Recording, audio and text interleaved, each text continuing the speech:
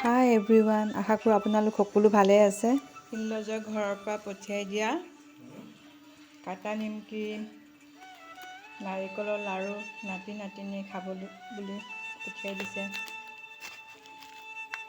পিঠা, ঘিলা পিঠা,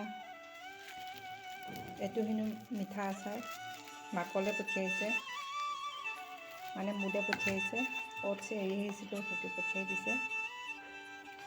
থেংক ইউ ছ' মাছ মা, পঠিয়াই দিয়াৰ কাৰণে।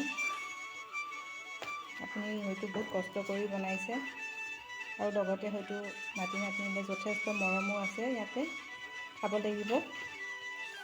বাবালৈও দিছোঁ ধন্যবাদ। বিহুৰ আগতে বিহু পিঠা খাবলৈ পাইছোঁ। ইমান ধুনীয়াকৈ বনাই পেলাই পঠিয়াই দিছে। Thank you so' much.